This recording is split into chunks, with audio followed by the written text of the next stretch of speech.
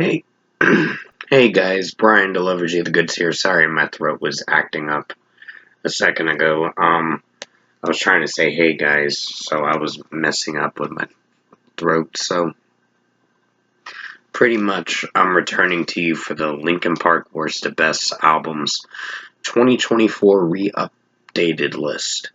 So I'm gonna discuss from 8 to 1. And I do include the recharge thing because I did listen to that. So I'm going to count it in this list. And I'll let you know what I thought of from 8 to 1, what the worst and the best are.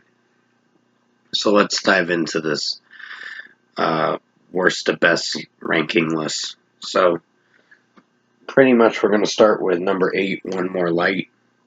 This is not their best record. It is their most highly disappointed album, their worst to date, and unfortunately Chester's last record with the band because of his passing, which may he rest in peace. 7 years has passed now, and it seems like a lot of time has passed since then, and it's crazy, man. All that time, he was struggling with all his inner demons, and he was battling with mental health wise, so it was untreated mental health. Like I said, I had someone tell me, and I think I mentioned this last year when I did this video or something in regards to that basically one of my friends said, oh, it was because the One More Light album sucked, that's why he killed himself. I'm like, no, that's not true. It was untreated mental health, so mental health is not something to discriminate against or take lightly, because a lot of people struggle with it, and if you are struggling with mental health or suicidal thoughts and etc., definitely call the suicidal hotline. They can help. They've helped me before, and I recommend it. But One More Light did not have good songs on it. I mean, Good Goodbye was kind of mid, and Nobody Can Save Me was kind of his cry for help kind of track. It was. I read the lyrics, and yeah, the song may have had a cringy tone to it with how it sounded. But it just told what Chester was going through with how he was feeling in the track, and what's behind the mind of Chester Bennington at the time. I tend to overanalyze things a bit, but still, I think Talking to Myself was a good one too. Battle Symphony, not so good. I tried liking it. I mean, I will admit this. I have a slight guilty pleasure with it, so I'll say it's kind of mid. But the songs I don't like is Invisible, Heavy, Sorry for Now, and Halfway Right. Those songs, no, they're not good. But One More Light and Sharp Edges were the final two tracks to end the record, and they were probably the most tolerable tracks. I like. One More Light is the best song that they've put out on that record. But Friendly Fire, I gotta say, is probably their best and latest track that they've released off their Paper Cuts collection album, which definitely recommend purchasing it. It's worth it. So One More Light at number 8. It's a highly disappointed record, disappointing album, and not something that I'm crazy for. And I don't really return to it too much unless for nostalgia reasons, and if I want to listen to a couple tracks from that record. Number 7 is Recharge. This one was kind of okay. There were some EDM tracks that kind of ruined and tarnished the record's reception, but overall, A Light That Never Comes was probably a solid track for how it sounded. And then there were some other tracks that relied on the electronics, the EDM music, way too much. But overall, it's probably a little better and more tolerable than One More Light, but it's fine. Number 6 is 1,000 Suns. Now, this was where I had a hard time choosing which ones I wanted in the top 5 after this one. But 1,000 Suns was kind of average. It wasn't their best work, but at least it had some strong tracks from time to time, but it was slightly average. So I think Blackout kind of, I don't know, the way it was mixed, it wasn't mixed very well. It wasn't their best track. It was kind of mid, but it wasn't their best song.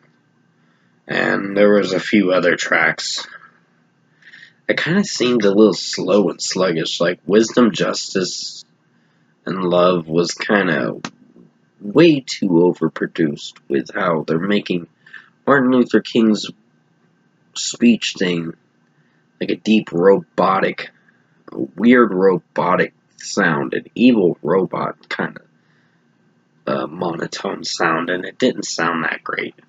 So that interlude was kind of mid, and so was Blackout. That one was kind of not so great. Wretches and Kings was, I think, a good track, but overall, 1,000 Suns, number 6. Number 5 is Living Things. I actually wanted to pick this at number 5 because I actually enjoyed majority of the songs from this. There was a few hit or miss songs, like Roads Untraveled was fine. Skin to Bone was fairly decent, but the one track that I didn't really necessarily like was Until It Breaks, I think is what the track's name was. That one was kind of crappy, but overall the record is good. It just, that one was kind of mid. It wasn't that great. It had some weak points to that song.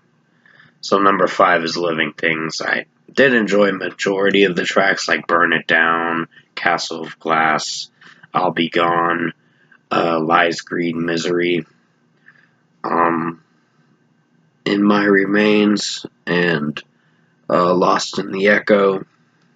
Then there's some other ones I enjoyed, like Victimize, Roads Untraveled. Skin to Bone's pretty good in its own way. And Tinfoil and Powerless. Those were probably the strongest songs from that record. At least. There were some mediocre ones, but it just depended on its execution. So overall, Living Things at number 5 had to be in the top 5. Number 4 is Minutes to Midnight. I think this was a pretty good album, but not one of their best work. I think Bleed It Out was kind of, I don't know, that one was a little too on the safe side, in my opinion. I just didn't feel for it too much. But then you get songs like, In Between, and In Pieces were not my favorite songs. In Pieces was okay, but not great in any way.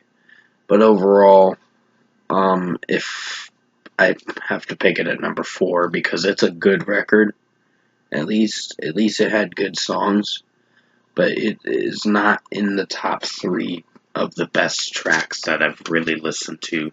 But overall, I like Valentine's Day. I like Little Things Give You Away, the closing track. Some of the deluxe tracks were pretty strong, and I have to do a ranking for that in due time. But overall, Shadow of the Day, What I've Done. Then you have songs like Leave Out All the Rest, Given Up, Wake, and Hands Held High, No More Sorrow was pretty good. I mean, a lot of people said No More Sorrow was not so great, but I personally enjoyed it. So, it sounded pretty good from what I listened to. Not the best track, but it is pretty good. So number 4 is Minutes to Midnight. Number 3 is The Hunting Party. This is a pretty good album. I like Keys to the Kingdom. The opening track is the best.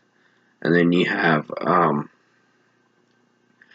the second track, which was pretty strong with one of the lead singers from a certain band that I really enjoyed that track.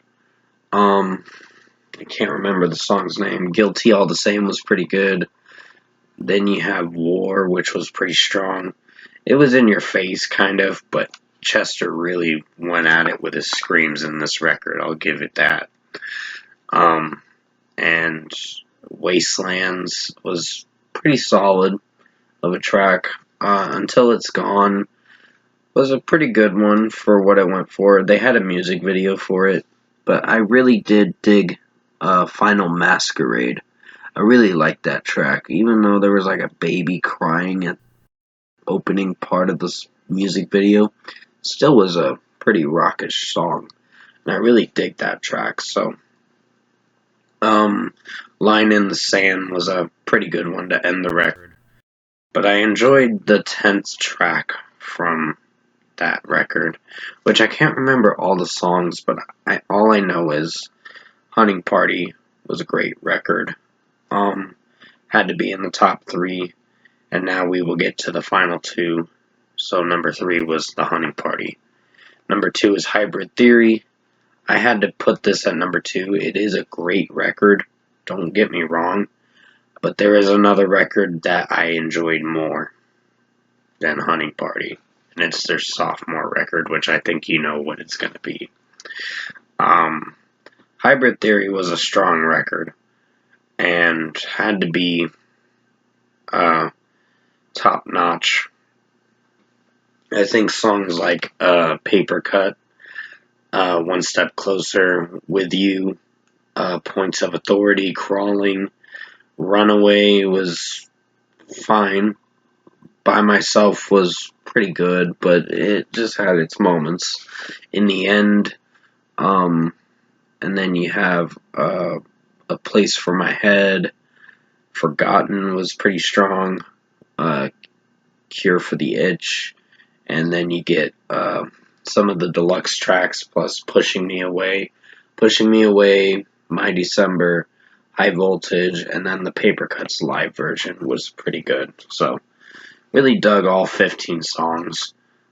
There were some critiques, but overall it's a strong record. It's like a 9 out of 10, kind of strong. Maybe 9.5 at least. I'm not sure, but I know it was pretty strong.